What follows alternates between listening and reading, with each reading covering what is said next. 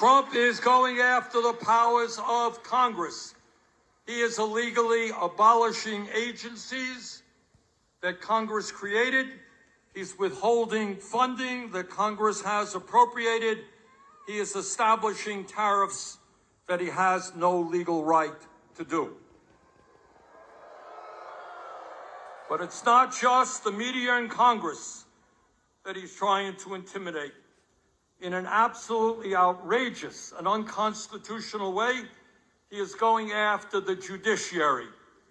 His view is if a decision comes down from a judge that you don't like, you try to get rid of that judge and impeach him or her.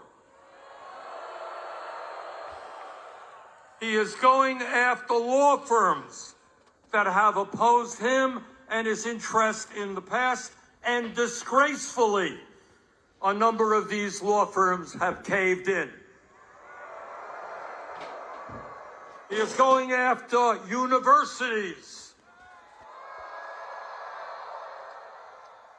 You know, the function of a university, school of higher education, is to pursue the truth, not to cave in to an authoritarian president to protect the federal grants they get.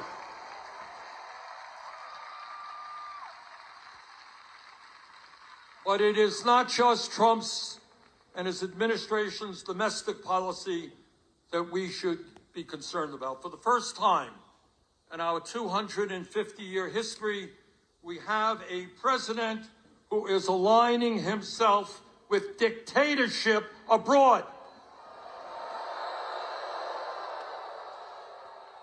No, Mr. Trump, Ukraine did not start that war. Putin and Russia did.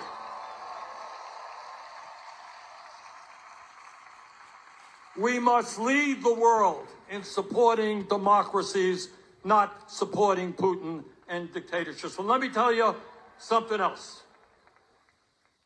Trump wants over $8 billion more to go to Netanyahu's war machine.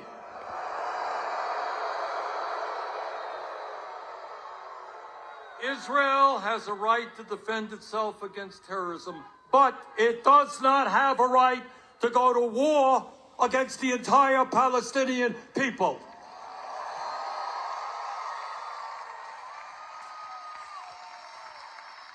It does not have the right to kill 50,000 people, injure over 100,000, and destroy the entire infrastructure. And as bad as that is,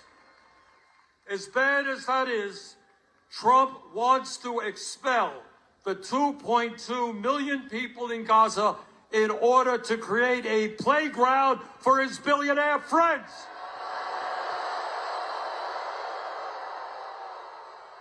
That is beyond insane, and we will never, never let that happen.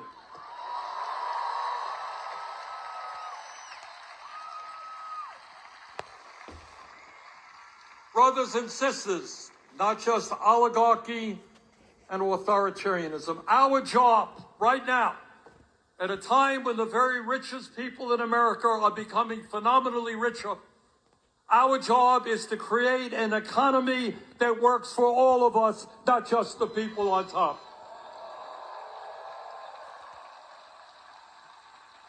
All right, I'm going to do something radical here. You ready? I'm going to tell the truth. I'm going to talk about what's really going on in America today, and that is we are living with two Americas. One America, the people on top, have never, ever in the history of our country had it so good. Today, we have more income and wealth inequality than we have ever had.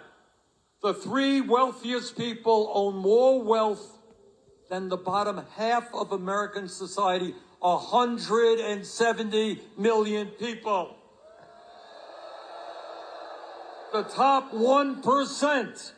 1% owns more wealth than the bottom 90%, and the CEOs of major corporations now earn 300 times what their workers are making. Is there a medical issue? We need an EMT there. Raise your hand, guys.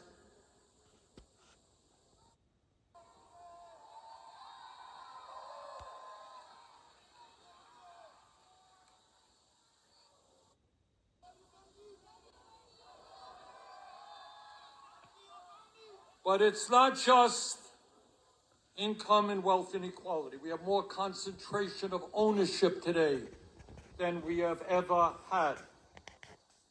We have a handful of corporations owning sector and sector of our economy. So that is one America. People on top doing phenomenally well. Let me tell you about the other America that you know very, very well. And that is that 60% of our people are living paycheck to paycheck. Anybody here living paycheck to paycheck? All right, I grew on, like Donald Trump, I grew up in a family that lived paycheck to paycheck, so I know a little bit about that. And the result of living paycheck to paycheck is such, if you can believe it, that working class people in America die 7 years earlier than the rich. All right, going to ask you a question. Why is that? All right, you got it. The answer is stress. If you got to worry every single day how you're going to feed your kids, how you're going to pay the rent, how you're going to make sure that your car doesn't break down so you can get to work, how you're going to afford to provide for your kid when your kid gets sick and needs to go to a doctor, how you have to work when your schedule is changed every day and you have a boss who doesn't care about you. When you live under those conditions day after day, year after year, it eats away at your body, it eats away in your mind. We need to create an economy where all of our people can live out their life expectancy in the way that they should.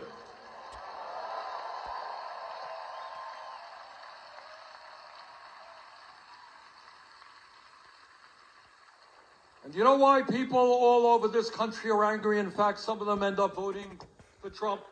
Let me tell you something you don't hear much about in the corporate media or in the halls of Congress. Today, if you can believe it, despite a huge increase in worker productivity, real inflation accounted for wages are lower today than they were 52 years ago. So workers are producing more and more, but all of what they produce, all of the benefits are going to the top 1%. And during that same period, we have seen a $75 trillion transfer of wealth from the bottom 90% to the top 1%. Today in America, half of older workers have nothing in the bank as they face retirement. And 22% of our seniors are living on $15,000 a year or less. And 800,000 Americans are sleeping out on the streets. Today, as I look at this great crowd, I remember another rally that I attended. I wasn't up here, I was way, way back. And that was in 1963. I was in Washington for Dr. Martin Luther King Jr.'s great I Have a Dream speech.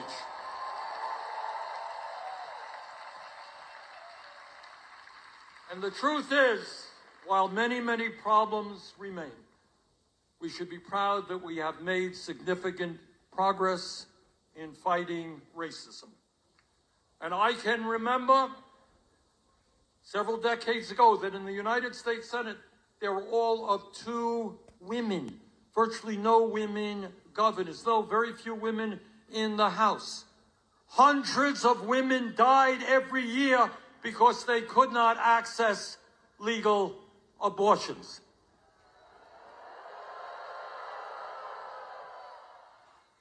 I can remember growing up when young people who were gay were ashamed to acknowledge that and suffered in their silence.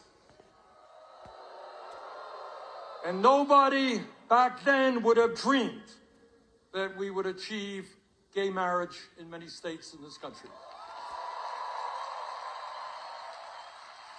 So my point is that we have made, and should be proud of, the fact that we have made progress in a number of enormously important areas.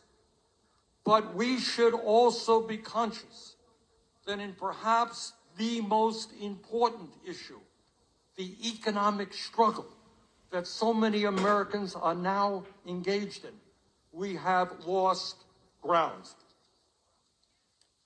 Back in 1944, President Franklin Delano Roosevelt, one of the great presidents in the history of our country,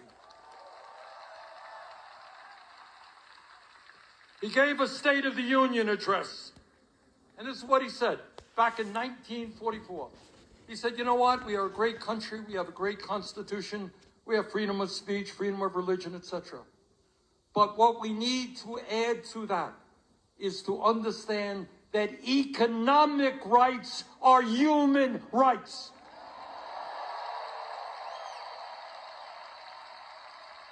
That if you can't afford to go to a doctor, doesn't really matter about voting. If you can't afford to feed your kids, freedom of assembly doesn't matter that much. He said economic rights are human rights. So today, in the year 2025, we have got to pick up that banner. Economic rights are human rights. Every single person is entitled to that.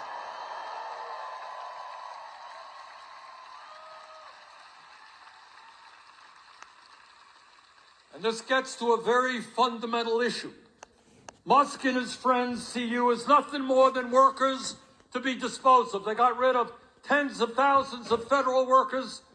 And when information, artificial information, and robotics comes, they're going to throw you out on the street as well. They don't give a damn about you.